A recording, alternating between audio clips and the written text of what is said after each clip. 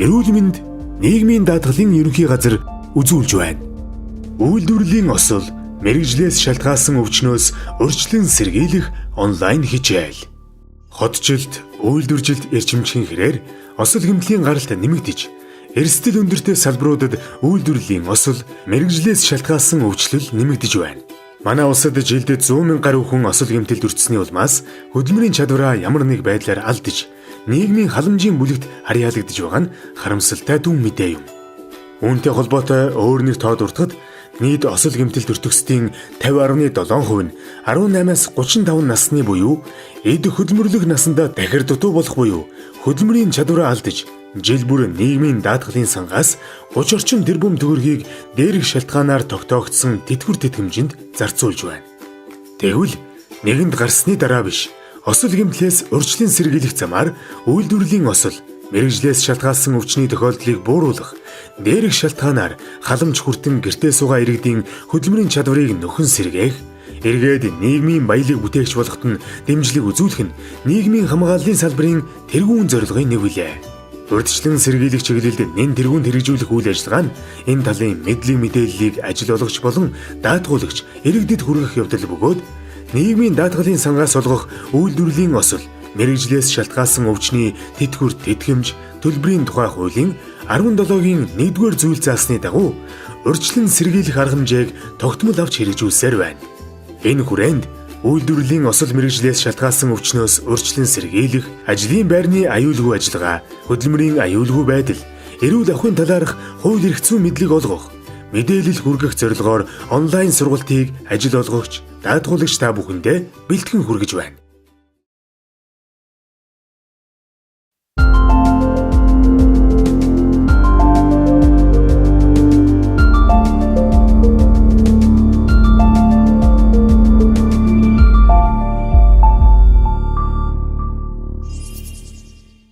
За бид өнөөдөр үйлдвэрлэлийн ослоос урьдчилан сэргийлэх тухай асуудлаар ярилцъя.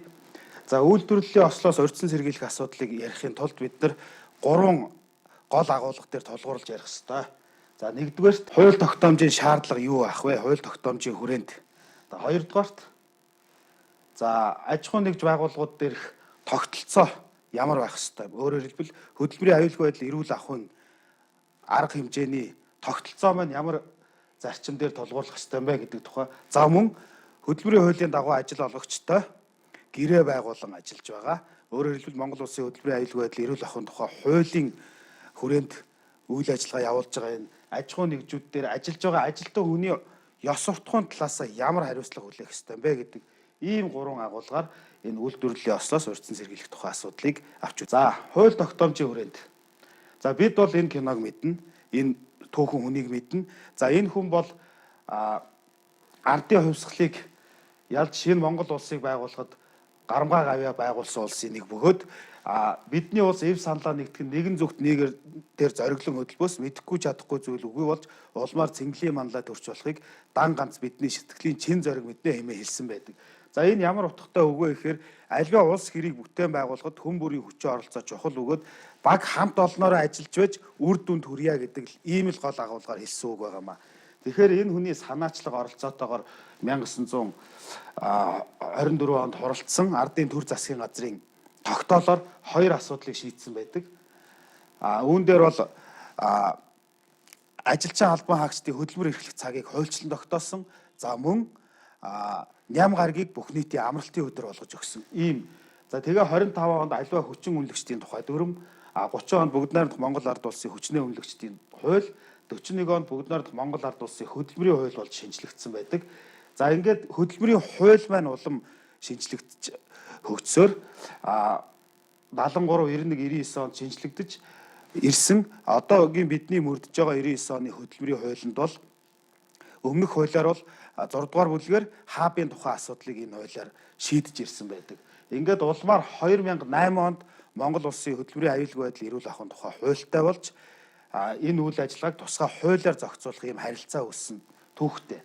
За тэгэхээр дээр нь одоо өнөөдрийн байдлаар Монгол Улсын хэмжээнд хүчин төгөлдөр хааптай холбоотой бүх үйл ажиллагааг зохицуулж байгаа 132 стандарт байна. За мөн 20 гаруй засгийн газрын тогтоол, салбарын сайд нарын тушаалаар баталсан журам дүрмүүд байж идэг. За мөн салбарын ноорм дүрм, тухайлбал барилгын ноорм дүрмүүд гэдэг ингээд маш олон бичиг баримтууд энэ хабын үйл ажиллагааг ослоос урьдчилан сэргийлэх үйл ажиллагаанд хүчин төгөлдөр мөрдөгдөж байгаамаа. Тэгэхээр ослоос урьдчилан сэргийлнэ гэдэг бол хоёр талтай. Нэгдүгээрт ажил олгогчийн хуулийн хүрээнд хүлээсэн үүрэг эдэлдэг эрх байна. За мөн ажилтан хүний хуулийн хүрээнд хүлээсэн эдлэх эрх, хүлээх үүрэг байгаа.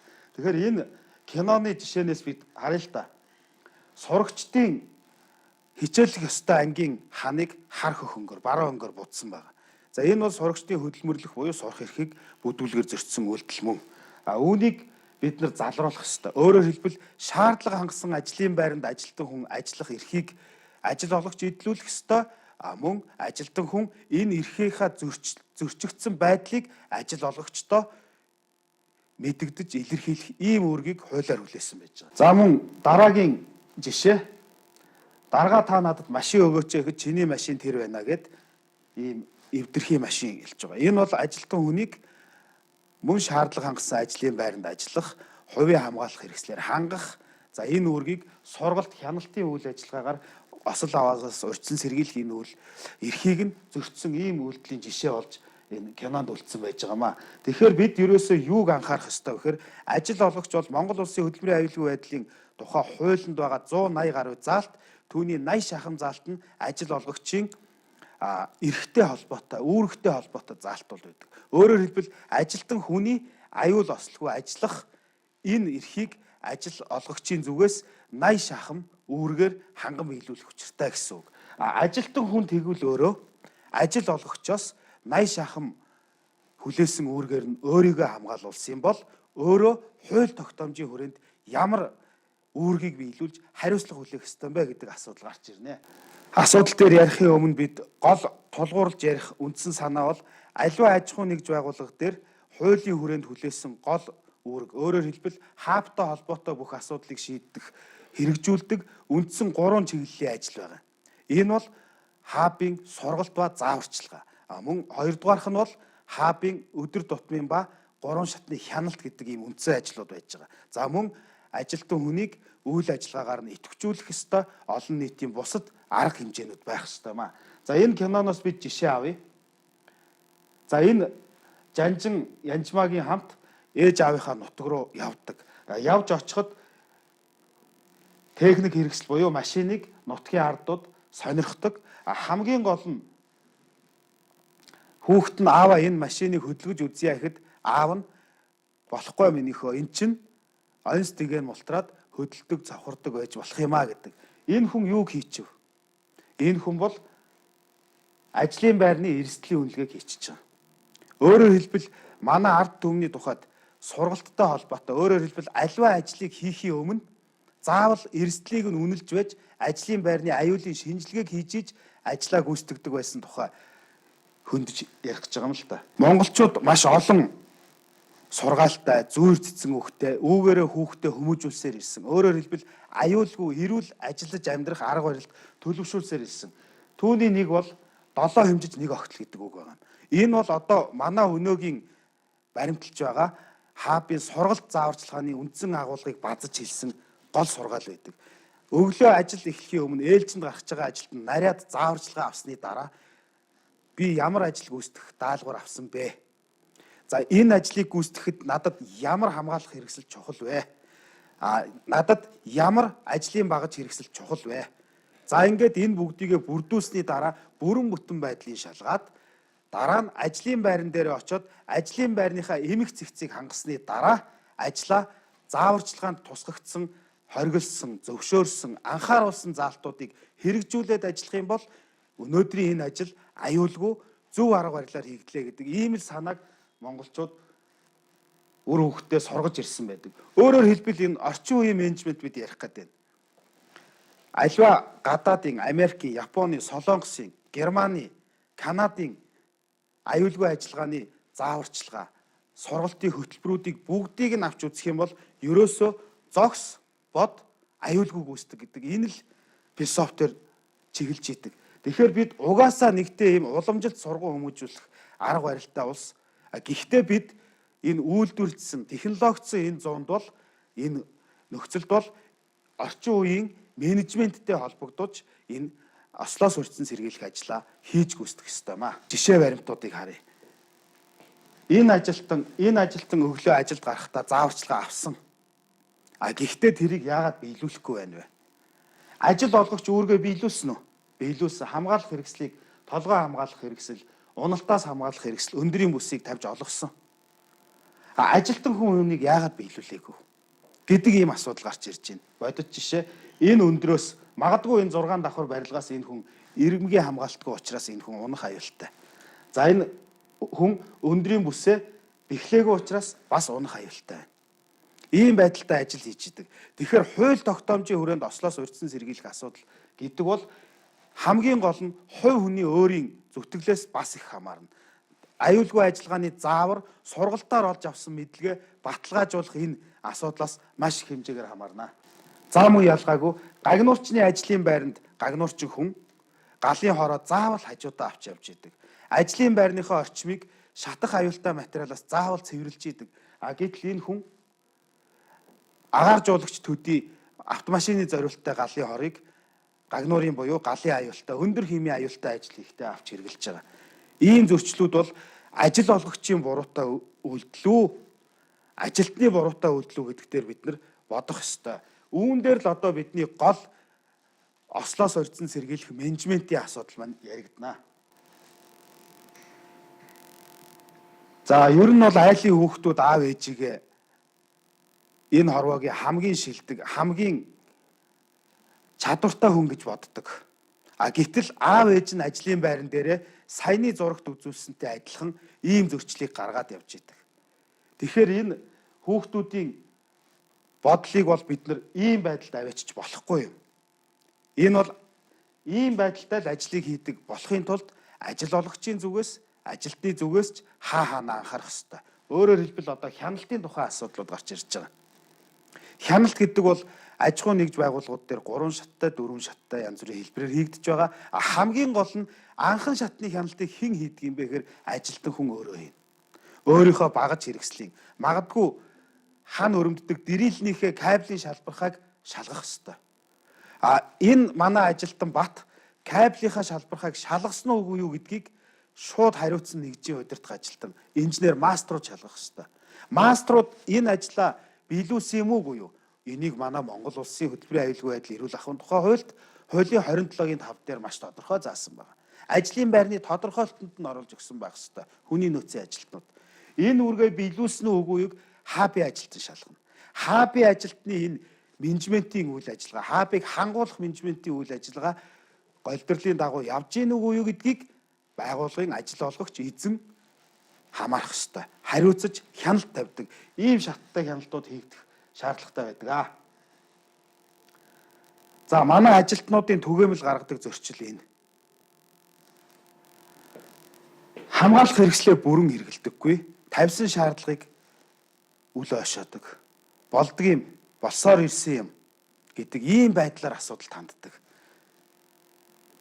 Энэ бол аз тэгтээ сохор. Дараагийн удаа мөнөөх хүн яасан байх вэ? Ямар нэгэн байдлаар осолд орсон. Энэ үедээ хүн ухаарч ойлгож эхэлдэг. Хэрвээ энэ байдлаас зөв ажиллах арга барил руугаа явахгүй бол тийм хортой үр дагавар хүлээж байгаа. Өөрөөр хэлбэл нэгэн гэр бүл аавгүй ээжгүй болох ийм эрсдлээс үүдсэн хохирол хүлээж байгаамаа. За зарим нэг ослын тоо хэмжээг харуулъя. Салбараар ялгаж харуулсан байгаа.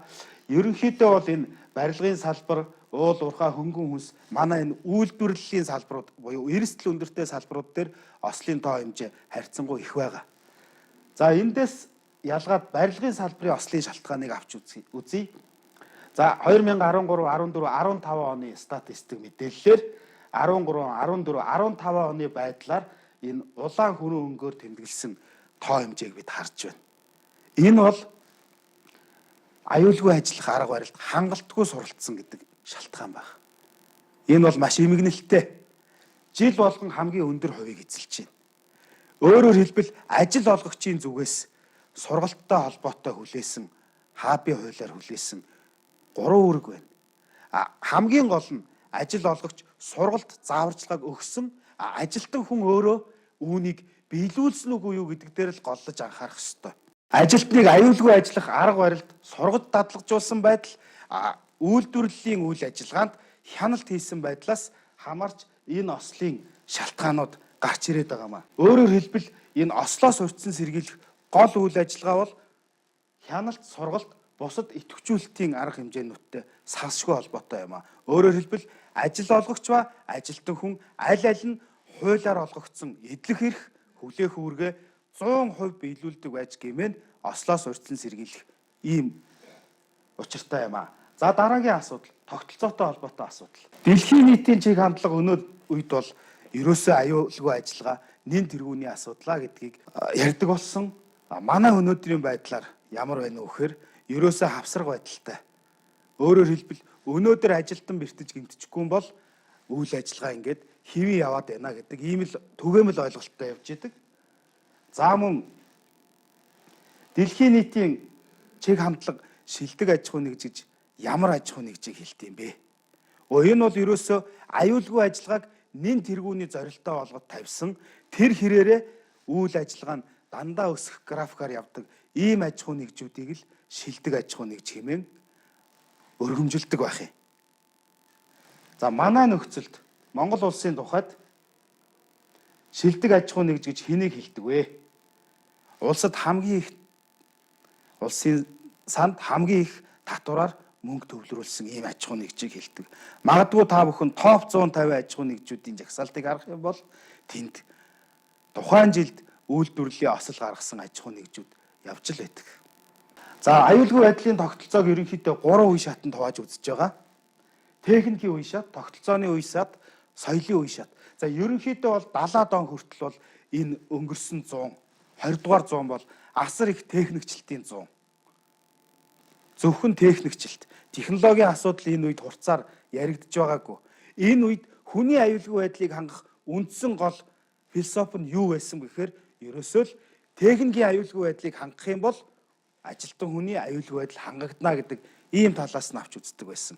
Эргэлдэх биетүүд, хяналтгүй хөдлөх шаардлагатай биетүүдийн хамгаалалт, хашлага, хайс ийм тал руу анхаардаг байсан. За тогтолцооны үе шат бол 90-ад оноос эхэлсэн. Илүү их эрчимтэй тавигдсан. Өөрөөр хэлбэл өнөөгийн бидний аж ахуй нэгж болгоно үүнд нэвтрүүлэхийг зориод байгаа олон улсын аюулгүй байдлын тогтолцоо. Хөдөлмөрийн эрүүл мэнд аюулгүй байдлын тогтолцоо 90-ад оноос үүссэн.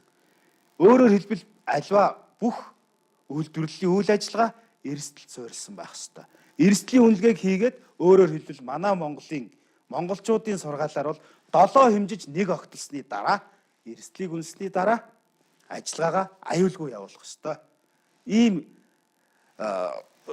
үе шат хэрэгжиж байсан. Сүүлийн үед 2000-ад оноос бол ерөөсөө энэ тогтолцооны асуудал маань байгууллагын соёлын хэмжээнд тавигддаг болсон.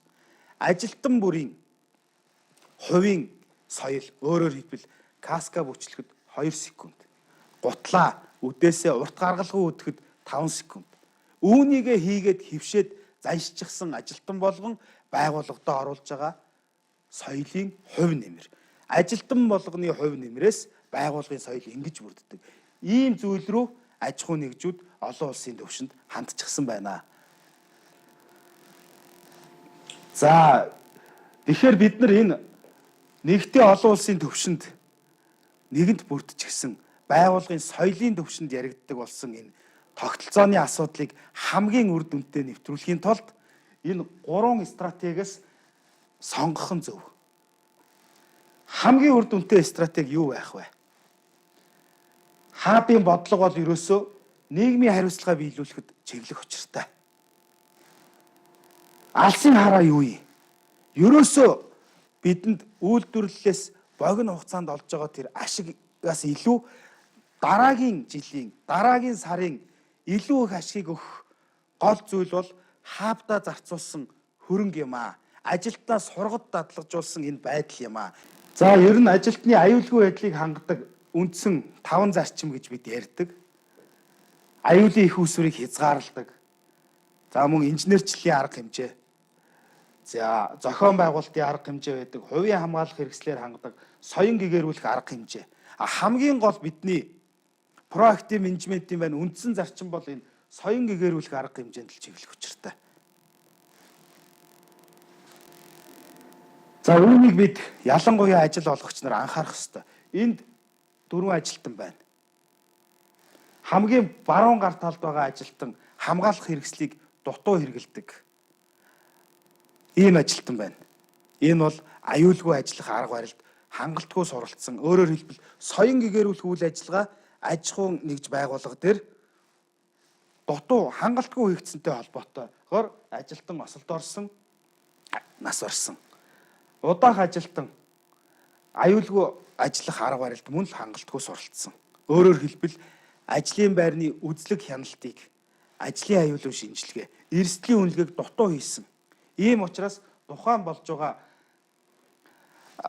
зөрчлийг, аюулыг устгалгүйгээр осол болж даймжруулсан. Ингээд осолд орсон. За сүүлийн ажилтан, 4 дахь ажилтан ямартайч осол болоход өөрийгөө эрүүл мэнд амь насаа аюул осолд учруулахгүй байх энэ үүргээ тодорхой хэмжээгээр биелүүлдэг ийм ажилтан байгаа юм. Тэгвэл бид яах ёстой? Энэ ажилтныг байгууллага болгон дээрээ бий болгох ёстой юу? Энэ бол бидний туйлын зорилго биш. Бид энд 5 дахь ажилтныг зурх ёстой. Тэр ажилтан бол тэг осол, тэг зөрчил гаргадаг, аюулгүй ажиллах арга барилд бүрэн суралцсан ийм ажилтан байх ёстой. Энэ бол манай тогтолцооны маань үндсэн философи явж байгаа маа. Хүний хүчин зүйлтэй холбоотойгоор ямар зөрчлүүд гарсан юм? Ур чадвар, туршлага нь хангалтгүй байсан, сургалтанд суугаагүй, багжныхаа аюулгүй найдвартай ажиллагааг шалгаагүй, хувь хүний хувийн ухамсар соёлын асуудал. За магадгүй хяналтын талаасаа ямар зөрчил бидэнд байсан юм? Инженерийн хяналт, 2 дугаар шатны хяналт энэ үйл ажиллагаан дээр хийгдээгүй. Мастрын хяналт хийгдээгүй. Ерөөсөө байгууллага дээр хабыг хяналтын тогтолцоо байхгүй учраас энэ альва үйл ажиллагааны аюулгүй ажиллагааны хяналт хийгддэггүй. Гэх мэтлэнгээр бид нар энэ тогтолцооноос учир шалтгааныг хайж болно. Өөрөөр хэлбэл манай ажил олгогч нар тэгвэл ажилтан хүн айл гэрийн аав, ээж болсон хүний хувьд ёс суртахууныхаа талаас ямар хариуцлага хүлээх ёстой? Энэ хөлөндөө гэмтэл авсан тэтгэврийн ахмад настай уурхачин байгаа. Миний энэ бяцархаа хөл уурхаагаас минь болоогүй. Миний өөрийн хариуцлагагүй байдлаас болсон юм. Харин та нар үүнийг л үнэд хүргэх ёстой юм а гэд шкафн дээрээсээ тэр каска бариад хойч үедээ сургадаг. Анхааруулдаг. Энэ эмүүлсний лазыг 3 давхарлаад яаж гарсан тодорхойгүй заслын ахмад ажилтан байна. Энэ хүн 25 жил энэ ажлыг хийсэн. Энэ хүн аюултай ажилдаг арга барилд нэгэнтээ төлөвшчихсэн ийм хүн. Энэ ажилтан манай замын хөдөлгөөнд оролцож байгаа жолооч нарын бараг 100% замын цагдаа харахаараа бүсээ зүүдэг. Түүнтэй адилхан. Энэ хүн үр хүүхэдтэй хайргүй. Тийм аав байгаа аахгүй юу? Тэгэхээр энэ ажил олгогчоос 80 гаруй заалтаар аюулгүй эрүүл ажиллах асуудлаа хамгаалуулсан өөрийн хүлээх үүрэг эдлэг ирэх байгаа. Түүнийгээ умартаад ёс суртахуун талаасаа зөв ажиллах энэ чиглэлээ бариагүй. Тэгэхээр манай ажилтнуудын түгээмэл гаргадаг алдаа энэ байна. Дур мэдэн өөр ажил хийдэг. Удирдах ажилтны зөвшөөрлгүйгээр аюул буюу зөрчлийг үл тоодог. Доог тохуу хийдэг, шаардлага тавьсан ажилтныг. Ажлын байрандаа ноцолдог, чанга дуугардаг, хөгжим сонсдог, анхаарал сарниулдаг. Ажлаа дуусгах гэж яадаг, мэдрэмхэрдэг, тусч хүн болдог. Технологийн гормыг өөрчилдөг, хувийн хамгаалах хэрэгслээ бүрэн хэрэгэлдэг. Ийм шалтгаануудаас осол гардаг. Энэ маань хувь хүний ёс суртахуунтай холбоотой. Бид бүхэн энэ зургийг мэднэ. Энэ бидний хамгийн их гашуун түүх болгож авч үзэж, сургаж, дадлагжуулах үйлстэй энэ зургийг ашиглах ёстой. Сургаал зураг. Өөрөөр хэлбэл хүн ямар ухамсар төлөвлөсөн байна, тэр нь үйлдэл болдог. Үйлдэл нь дадал болдог. байнгын хэвшил болчдөг. Буруу замаар будаа тавил буцахтаа шороо тэнэ гэдэг энэ үлгэрийн дагуу тэр хүний нэгтээ өөртөө бий болгоцсон дадал хэвшил нь хувь заяа болж болно. Осолд орж болно. Үүнийг л хэлж байгаа. За бид 3 саяулаа. Бидний монголчуудаас тогтвортой байнгын ажлын байртай нь хэд вүлээ? Байнгын ажлын байртай ажилчднаас хичнээн үйлдвэрлэлийн осолд орж тахир дутуу хөгжлийн бэрхшээлтэй мөн амь насаа алдж байгаа бол үүнийг бодох ёстой. Ажлуудыг зохион байгуулах ёстой. Урьдчилан сэргийлэх үйл ажиллагаануудыг. Ажилтан хүн өөрөө гэр бүлийнхээ аз жаргалын төлөө зөв ажиллах ёстой.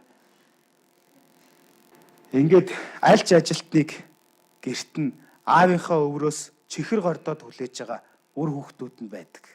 Халуун цай хоолоо хийгээд тесэн ядан хүлээн суугаа эхнэр нь байдаг.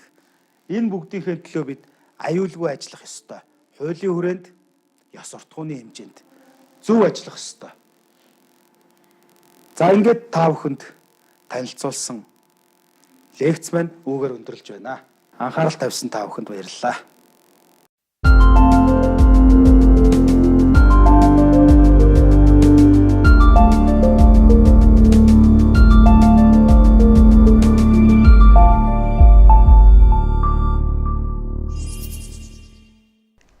Та бүхэнд энэ өдрийн мэндийг хүргэе.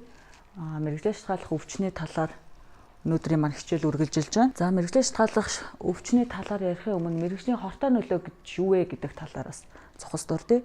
Тодорхой хугацааны турш тодорхой хэмжээгээр нөлөөлөхөд эмгэг байдал одоо өвчин эмгэг үүсгэхэд хүргэж болох үйлдвэрийн орчны болоо одоо хөдөлмөрийн явцын хүчин зүйлсийг бол хөдөлмөрийн мэргэжлийн хортой нөлөө гэж үздэг.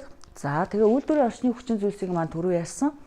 За хими, физикийн, биологийн, экономикийн, сэтгэл зүйн гэсэн ийм 5 хүчин зүйлсэд ангилан авч үздэг. За химийн хүчин зүйлс маань ерөнхийдөө одоо ажлын байранд хэрэглэгддэг бүхэл төрлийн химийн бодисууд тэдгээрийн нэгдлүүд хамаарагддаг байгаа. За физикийн хүчин зүйлсэд халуун хүйтэн температурын нөлөө, доргион, шууган, за мөн ионжуулагч болон ионжуулагч бус тасаргууд хамаарагдан авч үздэг. За биологийн хүчин зүйлс. Биологийн хүчин зүйлсэд маань бактери, вирус, одоо мөөгөн зэрэг шимэгч зэрэг маань ордог. За эдгээртэй харьцан ажилладаг ажлагчид маань энэ биологийн хүчин зүйлсэд өртөх эрсдэл бол өндөр байдаг бахнэ. За эргономикийн хүчин зүйлс ер нь бол одоо альва ажилчны бие махбод сэтгэл зүйн одоо чадвархаас нэгтэрсэн ажил хийлгэх. За тэгээд тохиромжгүй загваржин хэмжээтэй юм багаж хэрэглэх нь бол яс булчингийн одоо эмгэг үүсгэхэд мөн осолд өртөх эрсдлийг нь бол нэмэгдүүлж идэг. За ер нь бол эдгээрийг бол эргономикийн аюултай хүчин зүйлсэд хамааруулан авч үздэг. Эдгээрийг одоо судалдаг шинжлэх ухааныг эргономикийн шинжлэх ухаан судалдаг байгаа. За дараагийн маань хүчин зүйлс гэмэл сэтгэл зүйн хүчин зүйлс. За физик, хим, одоо биологи эдгээр хүчин зүйлсээс гадна ажилтан маань одоо сэтгэл зүйн хүчин зүйлсэд бас ажлын байран дээр өртдөг байх нь. За жишээлбэл одоо цэрэг цагдаа онцгой байдлын ажилчид бол хүний амнаас эрсэтсэн мөн сэтгэл зүйн цочролд одоо орох тийм нөхцөлд ажиллаж идэг байх нэ. За одоо энэ дээр дурдсан эдгээр хүчин зүйлсийн нөлөөгөөр шалтгаалan одоо ажилтны бие махбодод эргэшгүй өөрчлөлт үүсгэж байгаа энэ эмгэгийг л одоо мэргэжлээс шалтгааллах өвчин гэж нэрлэдэг байгаа. За мэргэжлээс шалтгааллах өвчнийг маань түрүүн үүсгэж байгаа хүчин зүйлсээр нь бол ангилан авч үздэг. За мэргэжлээс шалтгааллах манай Монгол улсын хэмжээнд мэргэжлээс шалтгааллах өвчин зөнхлөн тохиолдож буй салбаруудыг та бүхэн харж байна. За нүүрсний уурхай, өнгөтийн уурхай, барилга, зам тээвэр, эрчим хүч, хөнгөн үйлдвэр зэргийн энэ салбарууд маань зөнхлөн мэргэжлээс шалтгааллах өвчин тохиолдож байна гэж үзсэн байна. За тоосчдын шалтгаанд мэргэжлийн өвчтнүүд дотор маань мэргэжлээс шалтгаалсан уушиг тоосчих өвчин буюу пневмокониоз. За тоосчлтын шалтгаанд гуурсан хоолой арахыг өргөсөл мэргэжлээс шалтгаалсан бактери зэрэг маань бол багтдаг байна. За ер нь үйлдвэрийн орчны тоос маань одоо тоосонцороор амьсгалсны улмаас уушгинд маань холбогч дурган улмаар одоо уушгины хатуурал үүсгдэг энэ эмгэгийг л бол пневмокониоз буюу уушиг тоосчих өвчин гэж нэрлэдэг байгаа. За уушиг тоосчих өвчнийг ярихын өмнө мэдээж одоо тоосыг бас ярихгүй болохгүй байх. За тоос гэдэг маань юу гэсэн үг юм бэ гэхээр одоо бүхэл материалыг бутлах, нунтаглах, өрөх, хөрөөдөх гэх мэт ийм механик одоо үйлчлэлийн үр дүнд үүссэн хатуу тийм аэрозолуудыг тоос гэж нэрлэж байгаа. За тоос маань бол одоо ашигт малтмал олборлдог, боловсруулдаг, баяжуулдаг одоо энэ үйлдвэрлэлийн бүхэл дамжлагуудад тоосчдод маань одоо үүсч тоосон зэрэг өртөх эрсдэл бий болж идэг байна. За тоосны ширхгүүд одоо амьсгалын одоо замаар ямар хэмжээтэй ширхгүүд нэвтэрдэг энэ зурагт харуулсан байна. За ер нь бол амьсгалын замаар 100 микрометр хэмжээтэй одоо хүртэлх хэмжээтэй тоосонцрууд маань амьсгалын замаар нэвтэрдэг гэж үздэг. За 25 микрометрээс одоо жижиг диаметртэй тоосны ширхгүүд маань одоо та бүхэн тэр харж байгаа 2 3 гэж тэмдэглэсэн. Цагаан мөгөөрсөн хоолой буюу гуурсан хоолой хэсэгт нэвтрээ ордог. За 4 микрометрээс жижиг хэмжээтэй одоо сүүлийн үед бол цулсанд нэвтэрдэг тоос гэж үзээд байгаа. 2.5 микрометрээс бага хэмжээтэй тоосууд маань за энэ 4 гэж зураг дээр үзүүлсэн байна. Уушигны цулцсан буюу аливаад одоо нэвтрээ орж улмаар уушиг тоосчих өвчтнийг. За мөн тоосонцрын шинж чанар за мөн одоо бүтэц найрлах физик химийн шинж чанараас шалтгаалаад одоо өвчлөлт үүсэх нь өөр байдаг. За тоосных нь найрлагаас хамааруулаад бол уушиг тоосчих өвчнийг дараах ангиллуудад ангилан авч үздэг. За силикоз гэдэг маань захиурын одоо давхар чөлөөтслээр үүсгэгдсэн тоосыг бол уушиг тоосчих өвчнийг силикоз гэж нэрлэдэг бол за силикатоз маань бол захиурын давхар чөлөөт эсэл дээр бусад одоо тоос. Силикатоз гэдэг маань захиурын чөлөөт давхар эсэл болон бусад элементүүдтэй хавсарсан одоо ийм тоосонцроор үүсгэгдэж байгаа өвчнийг хэлдэг байгаа.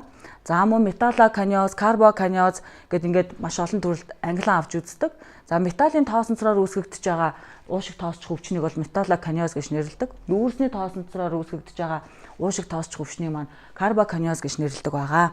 Тоосонцрын шалтгаанд одоо уушигны өвчлөлүүдээс гадна хитачаалаас үүсдэг мэргэжлийн одоо өвчнүүд гэж байдаг. За үүнд маань нэгдүгээрт нь гэх юм бол мэргэжлээс шалтгаалсан бүслэхий язгуурын өвдөлтийн хам шинж гэж өвчлөл үүсдэг.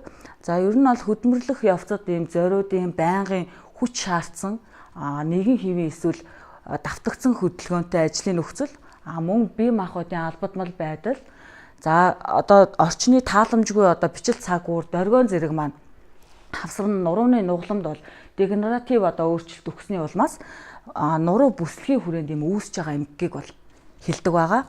За дараа нь бол хөлийн хөх суц бүдүүрэх өвчин буюу варикоз гэж нэрлэдэг манай эмнэлгийн хэллэгээр за ажлын байранд удаан хугацаагаар явах, зогсох, биеийн хүчний ачаалал бүхийн нэг хэвийн ийм албадмал байдал зэргээс бол доод одоо мөчний вений судаснд дотор хавхлагтай байдаг. Энэ хавхлага маань гэмтэх эсвэл одоо судасны маань уян хатан чанар алдагдсанаас вений судсууд маань одоо өргөсч тэлэгдэж ийм хөх судас бүдүүрэх өвчнийг үүсгэдэг байх нэ. Шалтгаалсан давхан автгаарал гэж бас өвчин байдаг. За доод мөчөнд одоо удаан хугацаагаар даралт ачаалал өгөх, за удаан хугацаагаар явах зэргээс болж хөлийн давхан уулны одоо доод хэсэгт нь холбогч дургаад мөн булчинд нь ийм сулрал үүснээс одоо хөлийн давхан автгаарал гэдэг ийм өвчин үүсдэг байх нь. Одоо та бүхэн харж байгаах эрүүл хүний хөлийн ном бол ийм номтой байдаг байхад одоо энэ мэргэжлээс шалтгаалсан давхан автгаарлыг та бүхэн харж байна. Мөн эдгээрээс гадна мэргэжлээс шалтгаалсан артерийн судасны бүлэнд бөглөрөл бас тохиолдож болно. За эдгээр маань бол үйлдвэрлэлийн явцад байнгын одоо ийм зогсоо тэгээд ийм бага хэмтэй нөхцөлд юм удаан ажилласнаас болж доод мөчний артерийн судасны хананд өөрчлөлт гарч нарийсан улмаар тромбоор бөглөрөх мөн цаашдаа цус урсахгүй болж улмаар өвчл үүсдэг энэ эмгэгийг бол хэлдэг байгаа. За эдгээрээс гадна мэргэжлээс шалтгаалсан одоо нүдний өвчлөлүүд бас их тохиолддог. За мэргэжлээс шалтгаалсан болрын бүдэгшилт гэж өвчин байдаг. Эдгээр маань ямар нөхцөлд үүсдэг вэ гэхлээр одоо үйлдвэрлэлийн орчинд үүссэн одоо нөгөө тоосонцор халуун болон одоо хортой туяа химийн байцын нөлөөллөөс болоод нүдний болор маань ингэж бүдгшиж ийм эмгэгийг үүсгэдэг. За мөн мэргэжлээс шалтгаалсан нүдний дотоод даралт хэсэлт бас өвчнүүд байна. За мэргэжлээс шалтгаалсан харааны сүйдэл бас тохиолдож болдог. Энэ нь бол нөгөө харааны одоо ачаалттай болон хараа шаардсан ажил хийдэг ажил мэргэжлийн хүмүүст маань ихэвчлэн голчлон тохиолддог байгаа. За энэ бол одоо миопи буюу хоолын харалган. Энэ бол ойрын харалган буюу гиперметроп одоо зурагт үзүүлсэн байна. Эдгээрийг маань мөн харааны шилээр засдаг байгаа. За мэргэжлээс шалтгаалсан өгүүлэх эрхтний эмгэг гэж байна. За энэ маань дуу хоолой одоо хит ачаалал шаардсан юм ажил мэргэжлийн хүмүүст ихэвчлэн тохиолддог. Ер нь бол төвөнхийн эмгэг байгаа. Одоо дуу хоолой дуу гаргах процесс маань одоо дууны хөвч буюу түүнх маань бас голчлох үүргийг гүйцэтгэж байдаг. За физикийн хүчин зүйлс одоо тэдгээрийн нөлөөллөөс үүсэх мэргэжлийн өвчнүүд гэж байна. Эдгээрт бол мэргэжлээс шалтгаалсан одоо доргионы өвчин ордог. За доргион нь ерөнхийдөө хатуу биетээс үүсэх ийм үйлчилсэн хэлбэлзэл өгөөд энэ нь удаан хугацаагаар одоо үйлчилснээс хүний бие махбодод хэсгийн болон одоо ерөнхий доргионы өөрчлөлтүүд үзүүлээд үүсэж байгаа энэ эмгэгүүдийг бол хэлж байна. За мэргэжлээс шалтгаалсан одоо үений хэлбэр хөдөлгөөн алдагдах эмгэгүүд бол бас байдаг. За ер нь ажлын нөхцлөөс болоод удаан хугацаагаар хит ачаалттай ажилласнаас одоо энэ жижиг үеүүдэд нь гэмтэл үүсдэг. Ингэснээр бол одоо үений дегенератив дистрофи өөрчлөлт орсны улмаас бол үе маань одоо холбогч эдээр солигдсон одоо үе хөдөлгөөн одоо хязгаарлагдах ийм эмгэгүүдийг үүсгдэг. За артрозын төрлүүд маань тэнд харагдаж байна.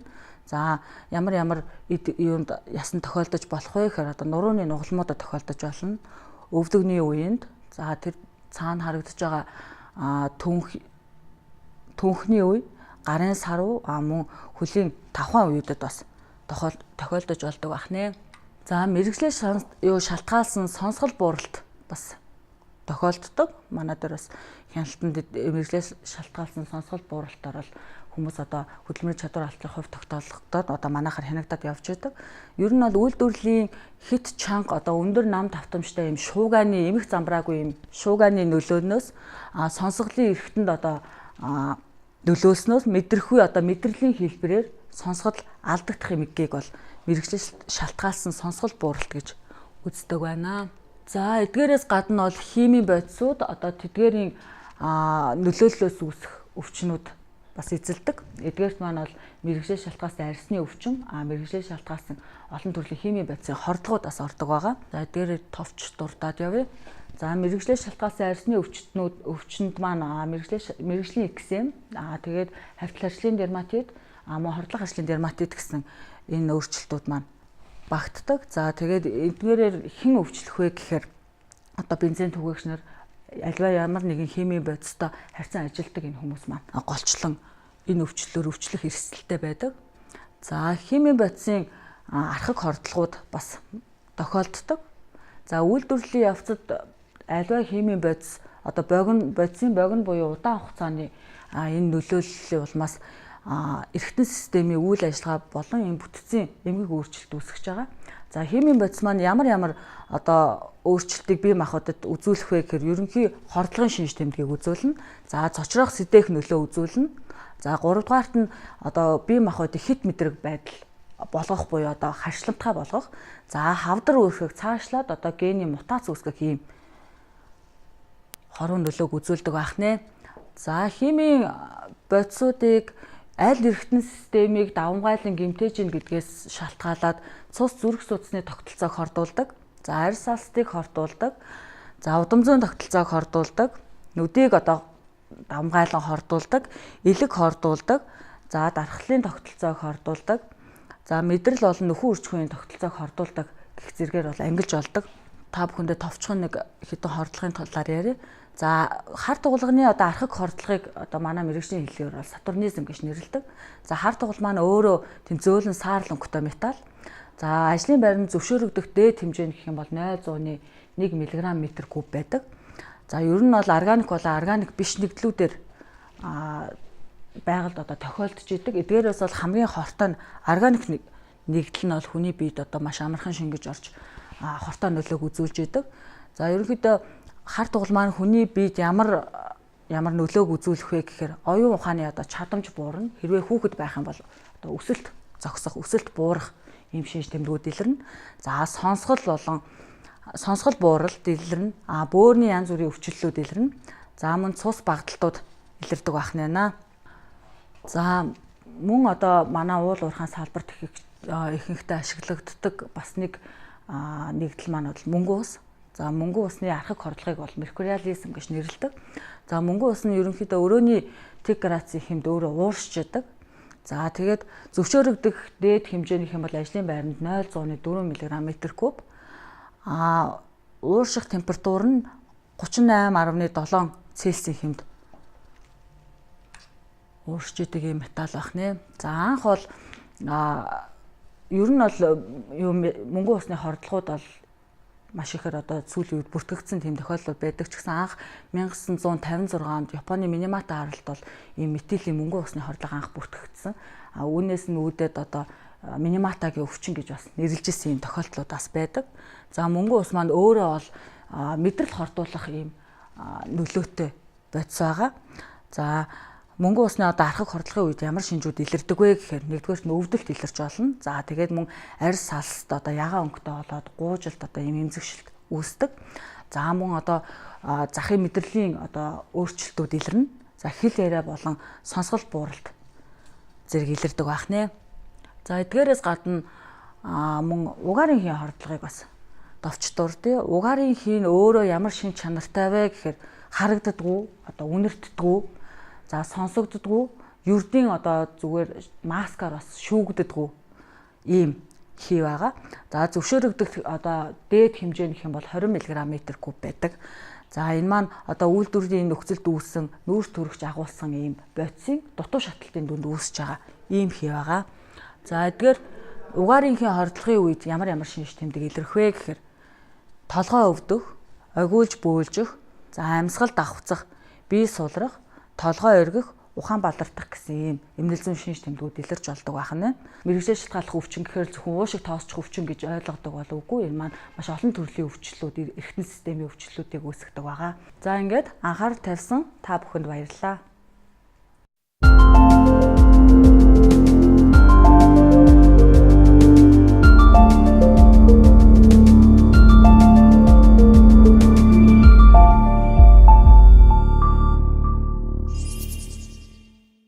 За сайн байцгаана уу, та бүхэнд энэ өдрийн мэндийг хүргэе.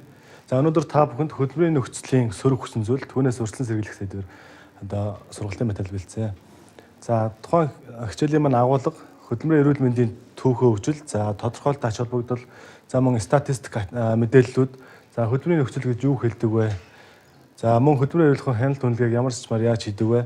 За хяналтын зарчим гэсэн юм агуулга өрөөндөл ярих байгаа.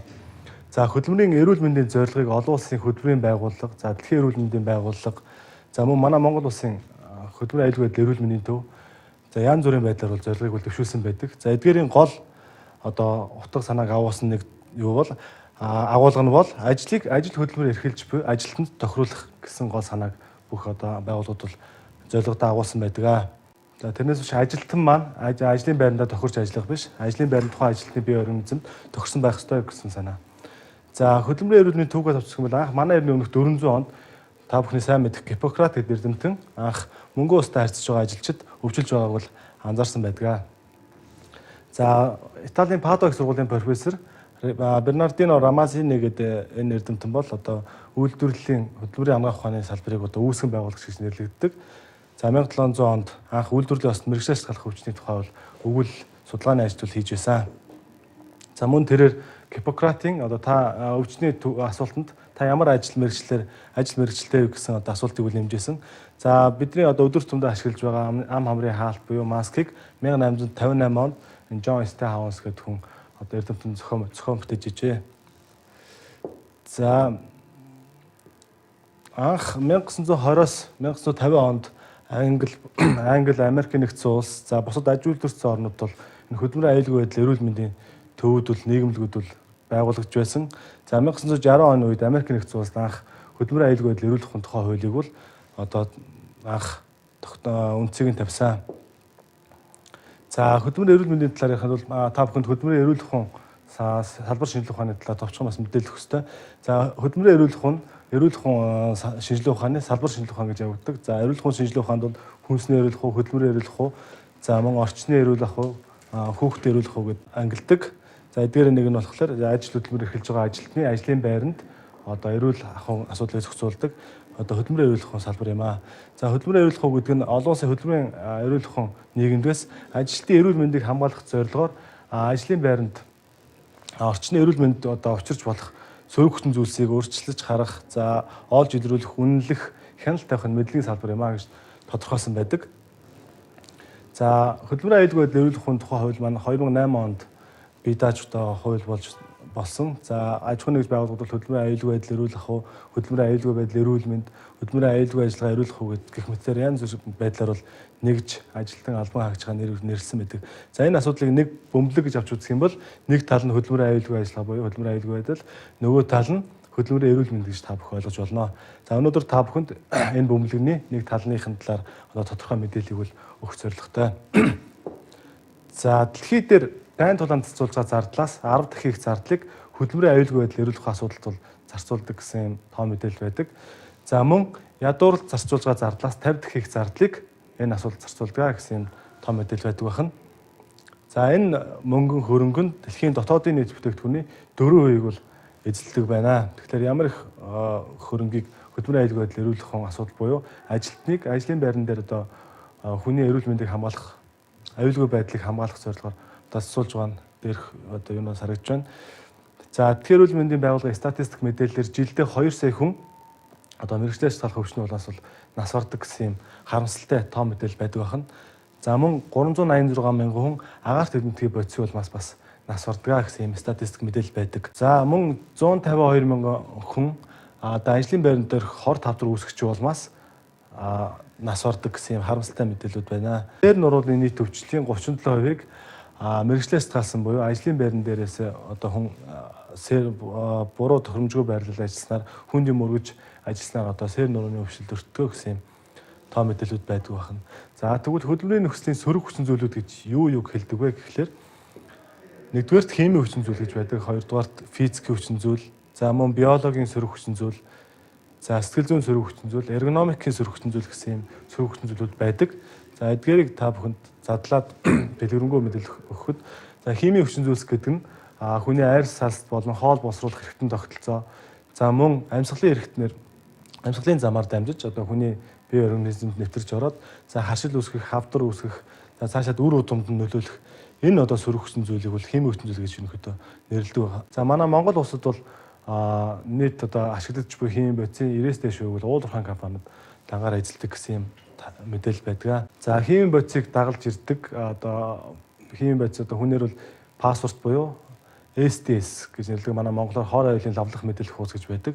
За энэ хуудсанд бол тухайн одоо химийн бодисны хортой аюултай одоо шинж чанарын талаар за мөн хэрхэн харьцах уу, тухайн бодистой яаж харьцах уу, за мөн онцгой байдлын үед буюу ямар арга хэмжээ авах талаар, за мөн хадгалтын нөхцөлийг ямар бодисуудтай цуг хамт хадгалж болох вэ гэсэн талаар, за мөн өөрийгөө ажилтныг хэрхэн хамгаалах вэ, за байгаль орчинд ямар одоо сөрөг хор хөнөөлттэй вэ гэдэг талаар одоо тусгасан байдаг. За дараа нь физикийн хүчин зүйл. За физикийн хүчин зүйл хамгийн нэгдүгээр температур. За ажлын байрны температур бол маш чухал үзүүлэлт. За ерөнхийдөө хүний бие организмд хамгийн тохиромжтой температурын хэмжээ 18-аас 22 градус байвал тохиромжтой гэж үздэг. За ажлын байр болгон дээр M-49 стандартын дагуу одоо зөвшөөрөгдөд хэмжээ бол янз бүр байдаг. За мөн дараагийн чухал зүйл бол агаарын харьцангуй чиглэг байна. Бас физик хүчин зүйлд орж явдаг. За мөн агаарын урсгалын хурд, агаарын даралт, гэрэлтүүлэг. За мөн тоос буюу аэрозол, шууган, дөргөн гэсэн юм сөрөг хүчин зүйл байдаг физикийн. За мөн хамгийн сүүл цахилгаан сорон зоорон гэх мэтчлэн одоо энэ физикийн сөрөг хүчин зүйл байдаг байна. За дараа нь биологийн сөрөг хүчин зүйл гэдэгт одоо урмал амьтнаас хүн талдурладаг, мөн хүнээс хүн талдурладаг халдварт өвчнүүдийг бол одоо халдварт өвчин, за ялгадас бичил биетнийг бол биологийн сөрөг хүчин зүйл гэж нэрлэдэг байгаа. За манай Монгол улсын хэмжээнд болохоор мал аж ахуй орон учраас малаас хүн талдурладаг одоо бруцеллозбом өвчнүүд бол цэцэг гэх мэтчлийн өвчнүүд бол ерөнхийдөө биологийн сөрөг хүчин зүйлд одоо орж явдаг. За биологийн сөрөг хүчин зүйлсийг дотор нь бактерийн гаралтай, за мөн вирусын гаралтай эмгэг, за мөн паразитын гаралтай, за бусад одоо биологийн хорд нөлөөлөл гэж дөрөв ангилдаг. За бактерийн гаралтай эмгэгт та бүхэн сайн мэдэх бруцеллозбом гэх мэтчлэн малаас хүн талддаг өвчнүүд ордог байна. За вирусын гаралтай эмгэгт ВЦ хэлбэрийн шар, за доох SARS гэх мэтчлийн өвчлүүд ордог. За паразитын гаралтай гэдэг цагаан орхиодох гэх мэтчлэн. За бусад биологийн хорт нөлөөлөлд галзуу мал амьтанд хазуулах гэх мэтчлийн сөрөг хүчин зүйл байдаг. За эргономикийн сөрөг хүчин зүйл гэдэг нь за эргономик гэдэг маань өөрөө ерөнхийдөө булчин одоо хүч энерги зарах, за мөн ажлын үйлдэл давтагдах буюу биеийн нэг хэсэг нь тогтнох байх, за мөн албатнууд байрлал удаан хугацаагаар ажиллах энэ одоо сөрөг хүчин зүйлүүд бол одоо эргономикийн сөрөг хүчин зүйл гэж нэрлэх байгаа. За дотор нь эргономикийг болохоор үйлдвэрлэлийн эргономик, офис эргономик гэж ерөнхийдөө хоёр ангилж болно. За эргономикийн сөрөг хүчин зүйлсээс шалтгаалсан өвчин эмгэг тохиромжгүй нөлөөллүүд ямар нөлөөлөлд үүсдэг вэ гэхээр нэгдүгээр хамгийн ойлгомжтой яс тулгуур хөдөлгөөний эрхтний эмгэг ялангуяа одоо нуруу нугалмын өвчин эмгэгтүүл одоо үүсгэхэд хамгийн одоо гол зохилох шалтгаан нь бол эргономикийн сөрөг хүчин зүйлс болдог. За мөн осол гэмтлийн бас шалтгаан болдог эргономикийн буруу байрлалд ажиллах нь. За мөн ажлын чадвар буурдаг. За амархан ядрах, за мөн хөдөлмөрийн бүтээнж буурах гэсэн ийм сөрөг тохиромжгүй нөлөөллүүд бол ажилтнанд үүсч болно. За офис эргономик дээр жишээ аваад хэлэхэд хамгийн анх одоо лэптоп, компьютер гараагүй байх үед бичгийн машин ашигладаг байх үед офисын сандал бол одоо бидний ашиглаж байгаа дугуйтай сандал давцсан 360 градус иргэдэг сандал бол байгаагүй. Тухайн үед бол иймэрхүү модон сандал дээр нэг хевсэнцэр тавиад одоо хэрэгэлдэг байсан гэж үл төсөөлье. За тэгвэл одоо тухайн ажилтныг 8 цаг 12 цагаар сууж ажиллах болцоог хангахын тулд офис эргономик дараах байдлаар хөгжсөн байна. Жишээлбэл энэ доороос одоо ингэ зөөлөвчтэй болж өгсөн байна. За мөн доороосоо буюу нуруунаасаа зөөлөвчтэй болсон. За мөн гарын түшлэгтэй болсон. Гэх мэтчлэн одоо хөгжиж ирсэн. За мөн доороо дугуйтай болсон. Ингэснээр одоо хол зайд байгаа одоо шүүгэнээсээ бичиг баримтаа авахын тулд заавчгүй босч явах шаардлагагүй гэсэн үг. За мөн давцсан 360 градус иргэдэг болсон. Гэх мэтчлэн одоо офисын одоо эргономикийн сандал дээр жишээ авахад одоо ийм байдлаар хөгжиж иржээ. За мөн офис эргономик дээр офисд ажиллаж байгаа ажилчид одоо удаан хугацаагаар одоо юмны их сонин сэтгүүлийн их бэлдэгдэг ажилчид маань одоо дээрх маусыг бол ашиглах нь зүйтэй гэж одоо офис эргономикийн маусны evolution одоо энэ дээрс харагдж байна. Жишээлбэл хэвтэй маус ашигласнаар одоо гарын шуувал твист буюу бүтэн одоо 90 градус иргэдэг. Энэ нь болохоор эргономикийн шаардлага хангахгүй байрлалаа гэж үздэг байна. За энэ офис эргономикийн буруу байрлалд сууж ажиллаж байгаа ажилтны ясны бүтц харагдаж байна. За энэ офис эргономикийн зөв байрлалаар ажиллаж байгаа ажилтны одоо ясны бүтцийг харуулсан юм зураглалууд байна. За хамгийн сүүлд сэтгэл зүйн сөрөг хүчин зүйлсийн талаар за ажилтны одоо ажиллаж буй орчин ажлын байр нэмэх замраагүй бохир заан байх үед ажилтны одоо сэтгэл зүйн сөрөг хүчин зүйл одоо үүсч болно. За мөн олон хүнтэй харилцдаг ажлын байрууд жишээлбэл банкны тээлрүүд гэх мэтчлийн юм олон хүнтэй харьцаж ажилладаг хүмүүст одоо сэтгэл зүйн сөрөг хүчин зүйл үүсэх магадлал маш өндөр байдаг.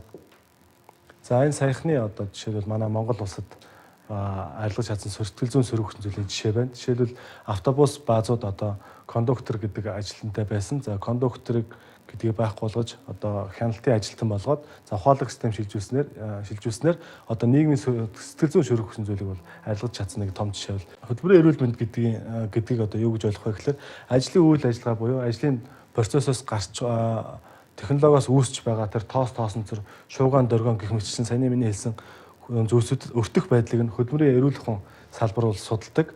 За хөдөлмөрийн нөхцөлийн үнэлгээ хийн. За ажлын байр дотооддоо бас эрүүл ухаан хяналтуудыг хийн. За нэгэнт өртөөд өвчин эмгэг одоо үүссэн тохиолдолд хөдөлмөрийн анагаах ухааны салбар бол одоо онцлох, сувилах, эмчлэх энэ арга хэмжээнүүдийг нь бол авч ажиллах. За энэ хоёр нийлээд хөдөлмөрийн эрүүл мэнд гэсэн энэ үндсэн ойлголтыг бол зохицуулдаг гэсэн санаа.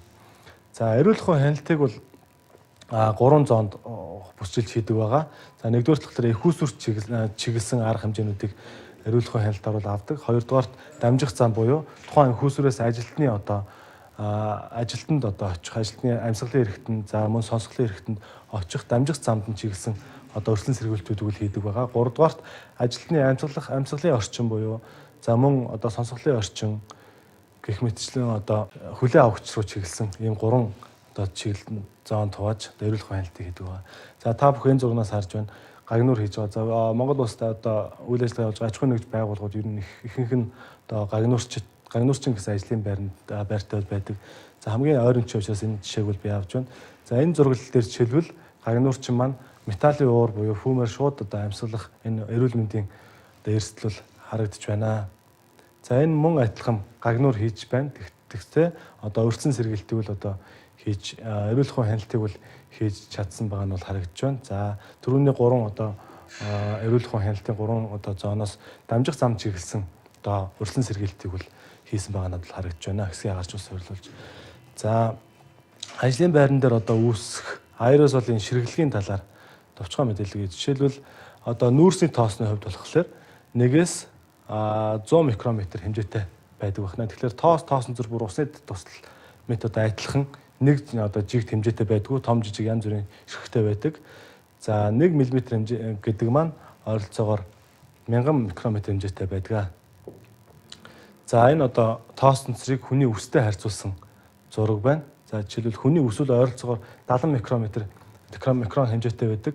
За бидний одоо хэрэглэж зансан PM10 тоосон цэрийн хувьд болохоор хүний өстэй харьцуулахад иймэрхүү хэмжээтэй байдаг. За яг уушгины цулцанд очдог 2.5 микрометр хэмжээтэй тоосон цэр бол энэ жижигхэн харагдаж байна. За энэ хажууд нь болохоор одоо далайн эргийн элсний одоо ширхэглэг байна.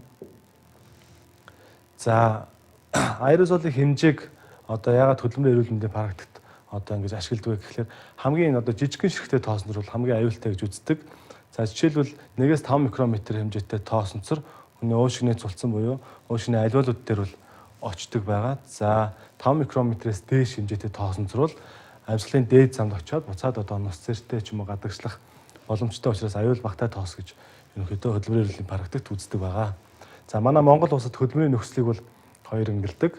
Хэвийн болон хэвийн бус нөхцөл гэж ангилдаг. За хэвийн нөхцөл гэдэг нь болохоор үйлдвэрлэлийн одоо уурхайн орчинд одоо хөдөлмөрийн нөхцөлийн сөрөг хүчин зүйлс нь зөвшөөрөгтэй хэмжээнээс хэтрээгүй нөхцөлийг бол хэвийн нөхцөл гэдэг. За зөвшөөрөгтэй хэмжээнээс хэтэрсэн бөгөөд одоо тухайн одоо сөрөг хүчин зүйлсийг нөлөөллийг бол арилгах боломжгүй нөхцөлийг бол хэвийн бус нөхцөл гэж бол ангилдаг байгаа. Хөдөлмөрийн эрүүл хяналтын зарчим за энэ SPGS буюу Швейцар бэлтгэгний одоо мод загварт одоо оруулж та бүхэнд үзүүлж байна. За жишээлбэл энэ эхүүсэр буюу ажлын байрнаас үүсч байгаа сөрөг хүчин зүйлс за нөгөө тоосон цор дуу шуугаан, дөргион жижигэн, за мөн химийн физикийн сэтгэл зүйн эргономикийн гэх мэт сөрөг хүчин зүйлийг эхүүсэр гэж авч үзвэл энийг устгахын тулд маш олон одоо арга хэмжээнүүдийг бол авч болдог. За хамгийн нэгдүгээр устгах арга хэмжээг авдаг. Тухайн одоо сөрөг хүчин зүйлийг бүр мөсөн арилгах гэсэн үг. За дараа нь орлуулах буюу арай хор хөнөөл багтай тоосон зур бага үсэгдэг эсвэл шуугаан арай бага үсэгдэг тоног төхөөрөмжөөр орлуулах. За энэ орлуулах арга хэмжээг авах боломжгүй тохиолдолд инженерийн арга хэмжээнүүдийг авдаг. За үүнд нь болохоор агааржуулалт, за мөн чиглэх, норгох гэх мэтчлэн одоо инженерийн арга хэмжээнүүд байдаг. За инженерийн арга хэмжээг авах боломжгүй нөгөө сөрөг хүчин зүйл маань арилахгүй тохиолдолд хамгийн сүүл захиргааны арга хэмжээнүүдийг бол авч хэрэгжүүлдэг байгаа. Захиргааны арга хэмжээ гэдэг маань хөдөлмөр зохион байгуулалтын за ажлын цагийг богиносох, ажлын ээлжинд одоо өөрчлөлт оруулах гэх мэтчлэн.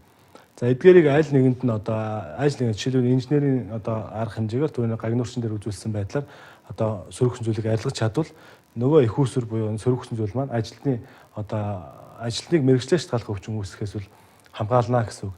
За энэ бүгдийг арга хэмжээг нэвтрүүлээд одоо сөрөг хүчин зүйлс арилахгүй байгаа тохиолдолд мэргэжлээс шалтгаалах өвчлөл одоо үүсэх өндөр магадaltaй. Тийм учраас одоо эдгээр одоо хяналтын зарчмыг бол мөрдөх нь одоо зүйтэй. За мөн хувийн хамгаалах хэрэгсэл буюу ажилчдын одоо амьсгалын замыг хамгаалах, сонсголыг хамгаалах, хувийн хамгаалах хэрэгслүүдийг бас дурдж болно. За анхаарал хандуулсан та бүхэнд баярлалаа.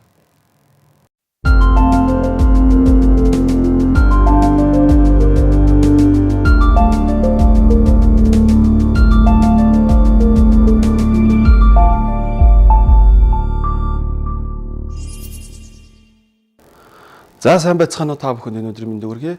За ингээд миний бие бол Монголын хүний нөөцийн удирдлага шинжилгээ активд хабын багш хийдэг Одир гэдэг хүн байгаа.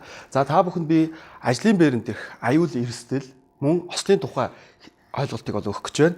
За тэгэхээр ер нь бол ажлын байранд дэх аюул бид нар бол одоо өдөр тутам ажил гүйцэтгэж байхад мөн одоо юу гэдэг үйл ажиллагаа явуулж байхад бол байнга одоо бид нарт бол одоо таарч одоо юу гэдэг бид нар түүнд одоо өртснөөр осолд ордог. Тэгэхээр бид нар энэ дээр бол гол ойлголт бол юу гэхээр аливаа ажлыг гүйцэтгэх болцгүй таагүй үйл явдлыг мөн аюул болохоос урьдчилан сэргийлдэг.